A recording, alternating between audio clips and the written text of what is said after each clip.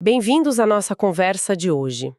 Vamos explorar juntos dois capítulos que, olha, mexem com a nossa imaginação, lá da segunda parte de O Livro dos Médiuns, de Allan Kardec. Sim, capítulos bem interessantes. É o capítulo 7, que fala sobre bicorporeidade e transfiguração. E o capítulo 8, com aquele título bem sugestivo, né?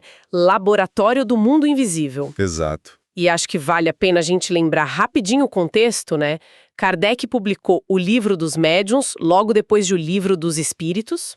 Ele parece que sentiu que precisava de um guia mais prático, sabe? Quase um manual mesmo, para entender e lidar com os fenômenos mediúnicos. Sim, porque na época, ali em meados do século XIX, muita gente via isso como, bom, como entretenimento, né? Ou até superstição. Justamente. E Kardec tentou dar um tratamento mais sério, quase científico, buscando organizar, sistematizar o que ele observava. Método era a palavra-chave para ele. Exata. E a nossa ideia aqui hoje é tentar entender melhor, olhando para esses textos, como é que a doutrina espírita explica certas manifestações que parecem, bom, desafiar o que a gente entende por física, né? Tipo, como um espírito de alguém vivo, morto, poderia aparecer em outro lugar? Como é que objetos surgem assim, do nada? Vamos ver as explicações que Kardec traz. E para entender esses dois capítulos, o ponto fundamental mesmo é o conceito de perispírito. Kardec descreve como um envoltório semimaterial, sabe? É uma espécie de corpo fluídico que liga o espírito, a essência, ao corpo físico mais denso. E seria através das propriedades desse perispírito que fenômenos como a bicorporeidade ou a formação de objetos, que eles seriam possíveis. Ele age como um intermediário. Faz sentido pensar nesse elo, né? Nesse intermediário. Então, vamos começar pelo capítulo 7, a tal da bicorporeidade. A ideia básica ali que Kardec apresenta é que o espírito de uma pessoa viva pode se manifestar em outro lugar, longe do corpo físico. Isso, principalmente durante o sono. Ele diz que durante o sono, os laços que prendem o espírito ao corpo ficam mais frouxos, digamos assim, e isso permitiria essa escapada. E essa aparição poderia ser vista, ouvida e, às vezes, até tocada. Impressionante, né? Muito. O livro traz uns casos que são, nossa, de prender a atenção mesmo, sabe? Tem um relato, por exemplo, de uma senhora. Ela via, noite após noite, uma vendedora de frutas que morava ali perto, entrando no quarto dela. Imagina o susto. Nossa, devia ser apavorante. Com certeza. E o mais curioso, a vendedora estava viva, provavelmente dormindo na casa dela naquele mesmo momento. E a testemunha, a senhora que via, ela checava as portas trancadas para ter certeza que não era sonho ou alguém invadindo, sabe? Uhum. E ela nem conhecia o espiritismo na época, o que para Kardec era um ponto a mais, né? Reforçava a ideia de que não era sugestionamento. Exato. E aí entra a explicação baseada no perispírito, né? O argumento do livro é que seria o espírito da vendedora com o seu perispírito se projetando até o quarto da outra senhora. Agora, o porquê disso acontecer, o motivo exato, talvez a gente não saiba.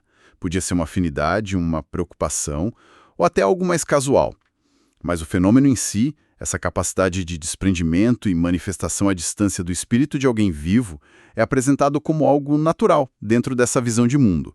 O perispírito mais condensado talvez tornaria a aparição visível. Mas isso me faz pensar como é que se diferencia uma experiência dessas de um sonho muito, muito vívido. Ou até de uma alucinação. Kardec chega a discutir essa questão da veracidade? Ele discute sim, principalmente pela convergência dos relatos, sabe? E pela coerência dos fenômenos com a teoria geral que ele estava construindo.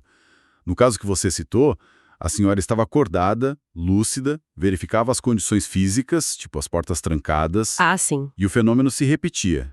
Kardec valorizava muito isso, a observação repetida e o testemunho de pessoas consideradas sérias, que não fossem dadas a muita imaginação, entende? Ele buscava padrões, que nem o pesquisador mesmo faria, a consistência entre diferentes relatos e a explicação teórica que os unia. Esse era o principal argumento dele para validar. Entendi. A busca por padrões, a credibilidade das testemunhas, eram pontos-chave para ele. E tem outro caso nesse capítulo que é ainda mais, nossa, cinematográfico. Ah, o do rapaz solteiro? Esse mesmo. A história de um rapaz solteiro que vê no quarto dele, à noite, uma moça linda, vestida de branco, coroa de flores na cabeça, e ela diz que é a noiva dele e estende a mão para ele com um anel. E ele, impressionado, pega na mão dela, sente o toque físico. Exato. E a história não para aí, né? Fica ainda mais surpreendente. Um ano depois, a família desse rapaz arranja um encontro para ele conhecer uma moça.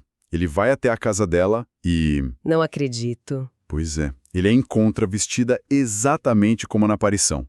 Era dia de Corpus Christi, a mesma data da visão do ano anterior. E ela também reconhece ele. Ela conta que teve uma visão dele no ano anterior também. Resultado, Se casaram. acabaram se casando. Que história! É quase um encontro marcado no plano espiritual entre duas pessoas vivas que depois se concretiza aqui no plano físico. Parece roteiro de filme, né? Um romance com elementos fantásticos. Totalmente. E o que Kardec destaca aí é justamente essa possibilidade de interação mútua entre espíritos de pessoas encarnadas, provavelmente durante o sono ou algum estado de desprendimento. E, de novo, ele faz questão de ressaltar que as pessoas envolvidas não eram tidas como fantasiosas e que isso aconteceu antes das ideias espíritas se espalharem muito, tentando afastar a ideia de ser só imaginação, né? Baseada em crenças. A tangibilidade da mão, o reconhecimento mútuo, são detalhes que ele usa para argumentar a favor de uma realidade objetiva do fenômeno. Certo. Mas aí a gente chega num ponto que me deixa muito intrigada e que você até mencionou. Os detalhes. A roupa branca, a coroa de flores, o anel. E tem outro caso que Kardec menciona de um espírito que aparece e oferece uma tabaqueira, e a pessoa sente até o cheiro do tabaco. De onde vêm essas coisas? Elas existem assim, prontas no mundo espiritual, ou são criadas na hora? Essa pergunta é a ponte perfeita para o capítulo 8º, o Laboratório do Mundo Invisível. O próprio título já dá uma pista, né?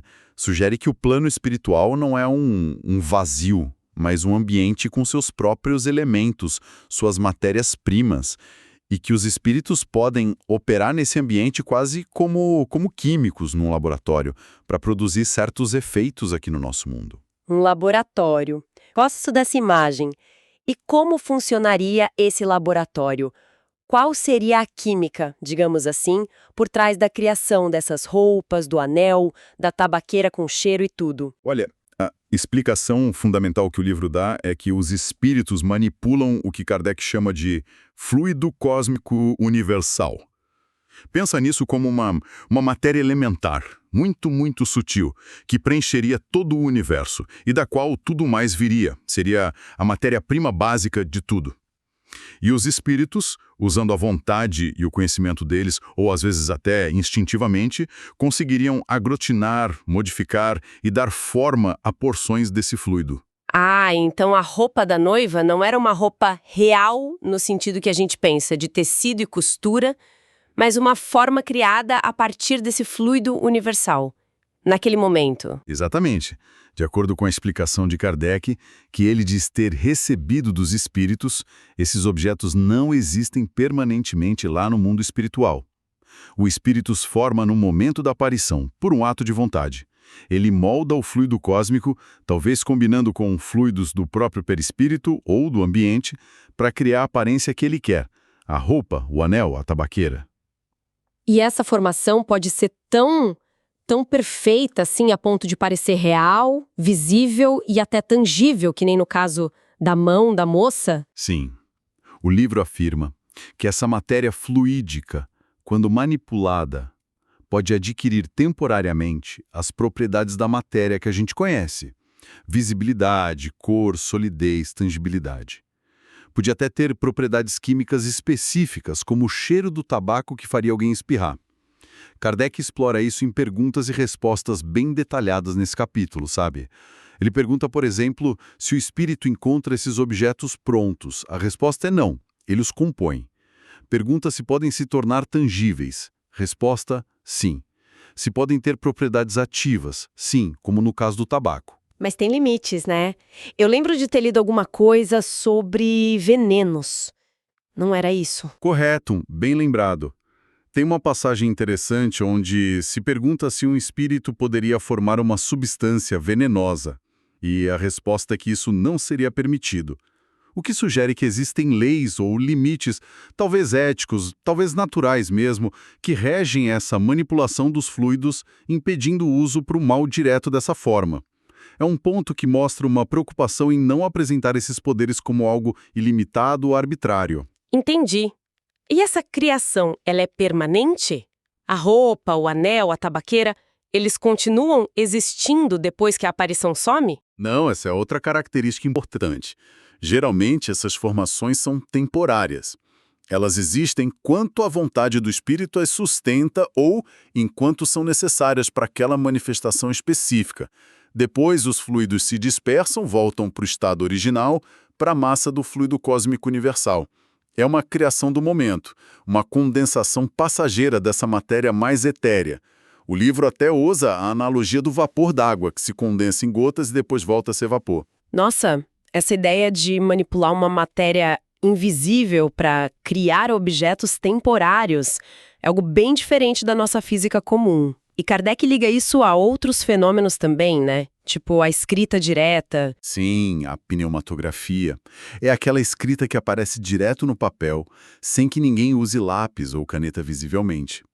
A explicação proposta lá no Laboratório do Mundo Invisível é a mesma. O espírito manipularia os fluidos do ambiente, talvez combinando com fluidos do médium se houver um presente, para formar a tinta e depositar as letras, as palavras no papel.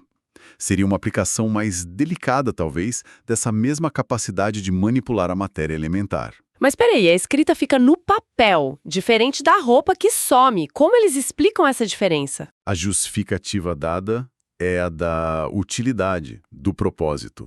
Os objetos que aparecem geralmente servem para identificar o espírito ou para provar a presença dele naquele momento.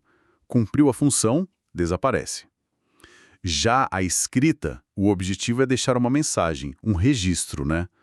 Por isso, a combinação de fluidos usada para formar a escrita seria feita de um modo a ser mais duradouro, mais permanente, para que a comunicação pudesse ser guardada, lida depois. A natureza da combinação seria diferente, visando essa permanência. Entendi. Então, o que me parece realmente fascinante aqui é que Kardec, os espíritos que o instruíram, propuseram uma teoria unificada, Isso. baseada nesse tal fluido cósmico e na capacidade de manipulação espiritual para explicar um monte de fenômenos que pareciam totalmente desconexos e mágicos, né?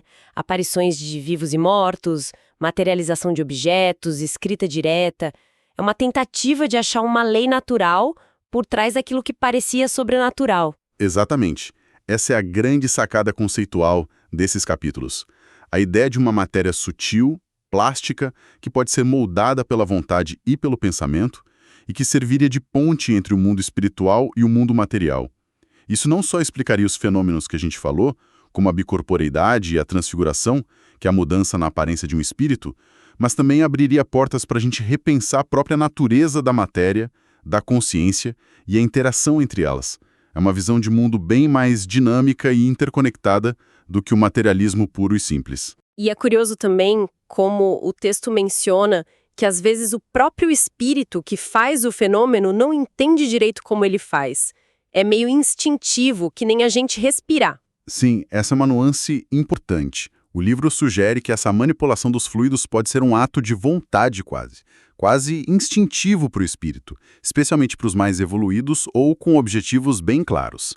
Ele quer aparecer com aquela roupa e a formação acontece, sem que ele precise necessariamente conhecer toda a engenharia fluídica por trás. Isso humaniza um pouco o processo, né? Não o torna só uma demonstração de poder técnico, mas uma expressão da identidade ou da intenção daquele espírito. Olhando para trás, então, a gente passou pela bicorporeidade, essa ideia do espírito de um vivo aparecendo longe do corpo. Vimos exemplos bem intrigantes, como o da vendedora e o do casal que se reconheceu. Uhum. E depois a gente mergulhou no laboratório invisível para entender a explicação de Kardec sobre como essas aparições e os objetos que vêm junto seriam formados pela manipulação de fluidos universais. Uma explicação que valeria também para fenômenos como a escrita direta. Isso. O conjunto todo forma um quadro bem coeso, né? Embora, claro, baseado em premissas, o perispírito, o fluido cósmico, que estão fora da ciência convencional. Mas dentro da lógica interna da doutrina espírita, é uma tentativa forte de dar um sentido racional e natural, baseado em leis, mesmo que desconhecidas pela ciência da época, a experiências que, de outro jeito, seriam jogadas na conta do inexplicável ou do milagre. Convida a gente a pensar sobre o que é real, o que é matéria, e se os limites que a gente percebe são tão absolutos assim. Sem dúvida. É uma perspectiva que desafia bastante as nossas noções habituais e me deixa pensando. Se essa visão estiver minimamente correta, se a vontade de um espírito pode mesmo interagir com esses fluidos sutis para criar efeitos tangíveis no nosso mundo, ainda que temporários, Sim. Aonde esse pensamento te leva? me leva a questionar o potencial da nossa própria mente, sabe? Da nossa própria vontade aqui e agora, mesmo sem pensar na ação de outros espíritos.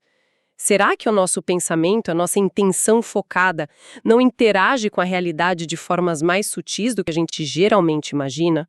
Se a vontade é uma força capaz de moldar fluidos, como Kardec propõe, até que ponto a nossa própria vontade não molda a nossa experiência, a nossa percepção, talvez até a própria realidade ao nosso redor, de maneiras que a gente ainda nem começou a entender? Uma ótima provocação. Fica aí, né? Algo para a gente refletir sobre o poder que talvez exista latente em nós mesmos. Bom, agradecemos a companhia de todos nesta exploração das ideias de Kardec sobre bicorporiedade e o Laboratório do Mundo Invisível, assuntos que com certeza dão muito o que pensar. Com certeza. Até a próxima!